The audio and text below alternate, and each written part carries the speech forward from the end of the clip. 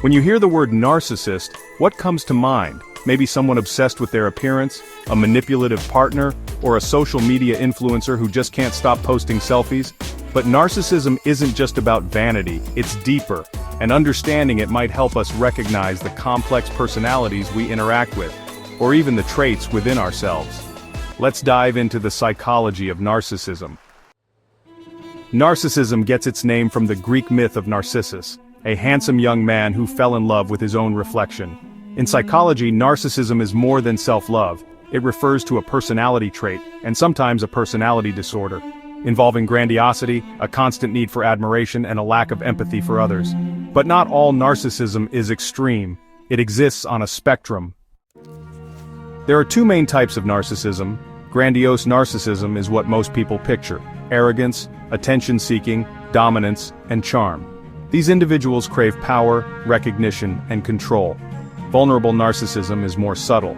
These individuals may appear shy or sensitive, but they still feel entitled, misunderstood, and superior deep down. Their narcissism is hidden under insecurity. So, what causes narcissism? Psychologists point to a combination of genetics, early childhood experiences, and social environment. Overpraise, excessive pampering, or emotional neglect during childhood can contribute. In today's culture, with social media and constant validation, narcissistic traits are often rewarded and amplified. But not all narcissism is bad.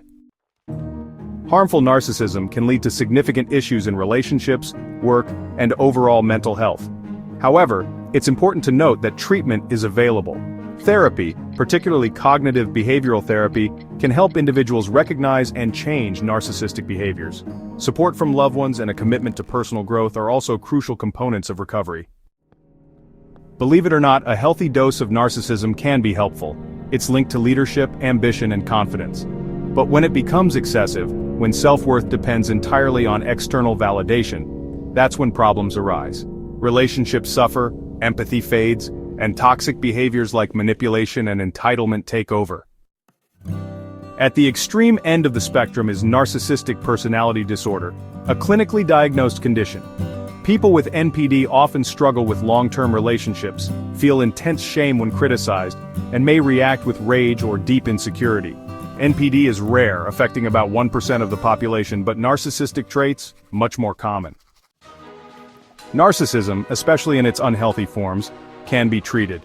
Therapy helps individuals build self-awareness, develop empathy, and separate self-worth from external praise. Growth is possible, but it requires honesty and a willingness to change. And for those dealing with a narcissist, boundaries and self-care are essential.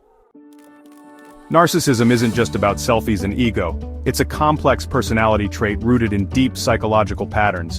By understanding it, we not only protect ourselves, we build a more empathetic world. Like, share, and subscribe for more deep dives into the human mind. Have you ever dealt with narcissistic behavior?